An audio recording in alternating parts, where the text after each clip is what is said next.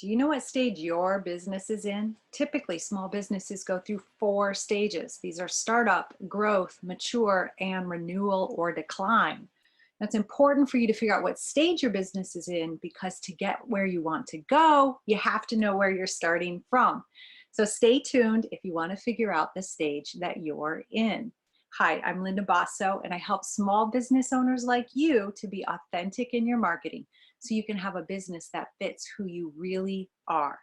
All right, so at the end of this video, I'm going to be sharing a 2-minute tool that you can use to figure out your next steps in marketing. So stay tuned to the very end.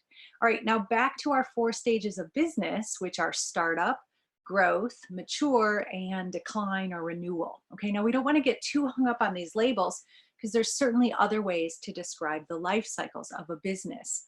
Now, although sometimes these stages are linked to the amount of time one has in their business, oftentimes it's not. It's common for me to speak with small business owners who are 5-ish years into their business and they think they're pretty far along. But their number one question, how to earn more money or to find enough clients. Now, that entrepreneur is still in startup stage at the same level as someone who's only 1 year into their business. Other times I meet business owners who've been at it for 5 years or so, and she's in a growth phase or even starting to mature. Okay, so each of these owners of 5 years needs totally different business advice based on their stage. Now, here are the typical traits of the stages so you can find yours. Startup, primarily you're figuring out what you sell and how you sell it. You're meeting lots of people, you're trying to create your product and service, you're testing and refining it, and you're trying so many different ways to get buyers.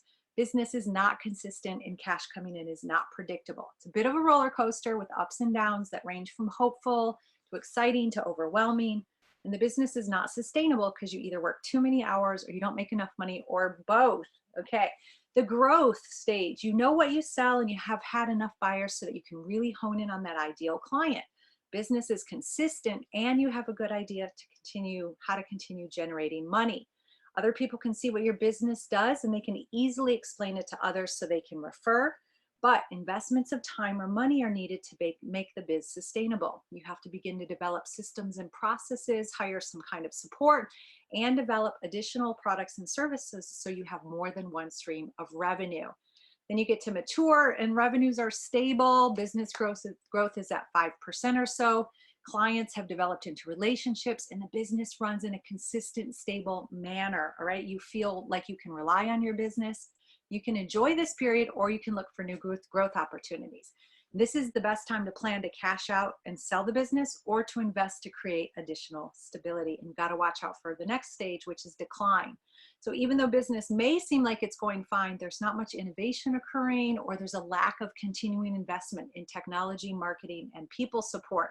Clients are engaged, but maybe fewer are coming in, or you lose major clients and only get smaller ones in replacement.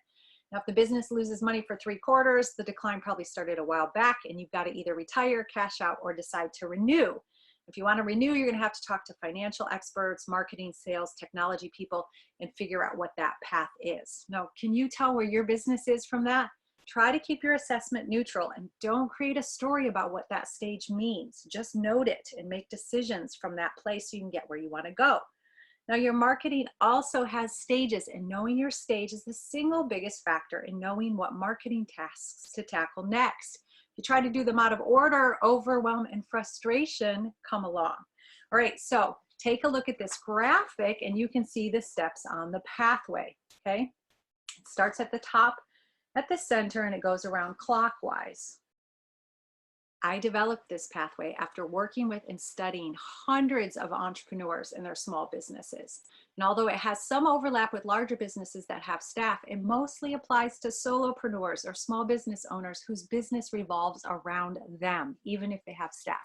So of course, this is one of the many reasons that so many business owners get confused. They read about marketing advice meant for much larger businesses, like when they dive into online articles or magazines, and it doesn't work for them. So this pathway clears up a lot of confusion and lets you sequentially build upon each success to a mature business. This marketing pathway includes dealing with personal stuff because it should, right? A small business owner's life and their business are intertwined and each influence the other, so they have to both be considered.